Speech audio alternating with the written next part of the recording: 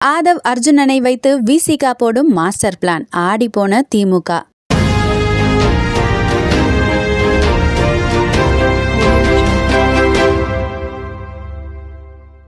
திமுகவுக்கும் அதன் கூட்டணியில் உள்ள முக்கியமான கட்சியான விடுதலை சிறுத்தைகள் கட்சிக்கும் இடையில் கடந்த சில மாதங்களாகவே பனிப்போர் நடைபெறுகிறது என்றுதான் சொல்ல வேண்டும்.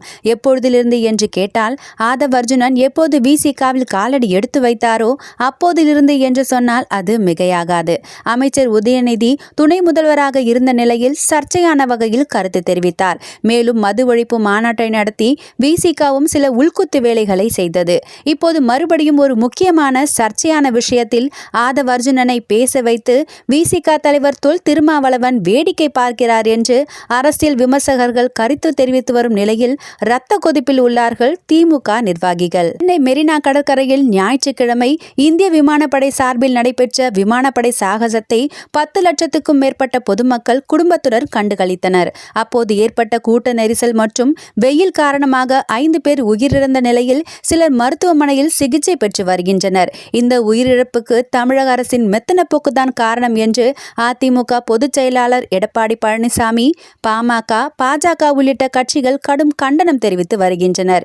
இந்த சம்பவம் குறித்து திமுக கூட்டணியில் உள்ள விசிகாவும் தமிழக அரசு மீது குற்றச்சாட்டை முன்வைத்துள்ளது.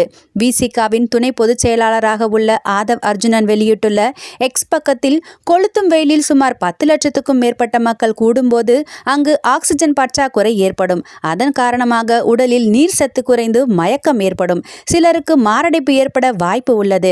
இது அறிவியல் யதார்த்தம். இதையெல்லாம் முன்கூட்டியே திட்டமிட்டு முன்னேற்பாடுகளை செய்த பிறகே தமிழக அரசு இந்த நிகழ்விற்கு பொதுமக்களுக்கு அனுமதி வழங்கியிருக்க வேண்டும். குடிநீர், முதல் உதவி சிகிச்சை மையங்கள் உள்ளிட்ட ஏற்பாடுகள் சரியான வகையில் மேற்கொள்ளப்படவில்லை என்று அவர் குற்றம் சாட்டியுள்ளார். மேலும் தேவையான அமைச்சர்களோ அதிகாரிகளோ இந்த நிகழ்வுக்கான ஏற்பாடுகளை கவனிக்க முடக்கப்படவில்லை என்பது பொதுமக்களின் குமுறலாக இருக்கிறது என்று ஆதவ் அர்ஜுனன் தனது எக்ஸ் பக்கத்தில் பதிவிட்டுள்ளார். கூட்டணி கட்சிக்குள்ளேயே இருந்து கொண்டு ஆதவ் அர்ஜுனனை பேச வைத்து தொல் திருமாவளவன் வேடிக்கை பார்க்கிறார் என்று திமுகவின் மூத்த நிர்வாகிகள் புகைந்து கொண்டிருப்பது குறிப்பிடத்தக்கது.